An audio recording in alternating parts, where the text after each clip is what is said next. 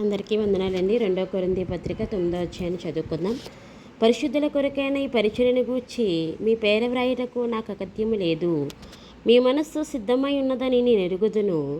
అందువలన సంవత్సరము నుండి అకయ సిద్ధపడి ఉన్నదని చెప్పి నేను మిమ్మల్ని గూర్చి మాసిదోనియా వారి ఎదుట అతిశయపడుచున్నాను. మీ ఆసక్తిని చూచి అనేకులు ప్రేరేపింపబడిరి. అయితే మిమ్మల్ని గూర్చిన మా అతిశయము మీ విషయంలో వ్యర్థం కాకున్నట్లు నేను చెప్పిన ప్రకారము మీరు సిద్ధంగా ఉండుటకై మీ సహోదరులను పంపితిని.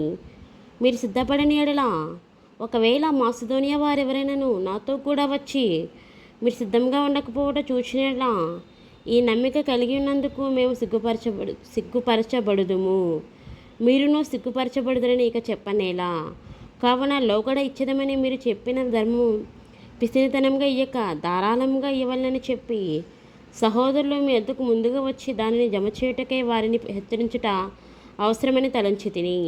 కొంచెంగా విత్తువాడు కొంచెంగా పంట కోయును, సమృద్ధిగా విత్తువాడు సమృద్ధిగా పంట కోయును అని మీ విషయమే చెప్పవచ్చును. సనుగు కొనకయు బలవంతంగా కాకయు ప్రతివాడును తన హృదయంలో నిశ్చయించుకున్న ప్రకారము సనుగు కొనకయు బలవంతంగా కాకయు ప్రతివాడును తన హృదయంలో నిశ్చయించుకున్న ప్రకారము ఇయ్యవలెను.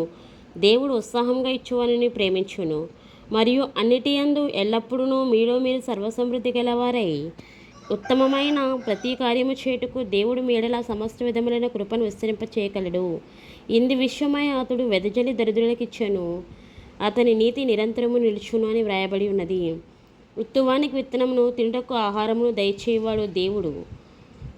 దేవుడు మీకు విత్తనము దయచేసి విస్తరింపచేసి మీరు ప్రతి విషయంలో పూర్ణ భాగ్యం గలవారగునట్లు మీ నీతి ఫలములు వృద్ధి పొందించును. కాబట్టి ఔదార్యము వలన మా ద్వారా దేవునికి కృతజ్ఞతాస్తుతులు చెల్లింపబడును.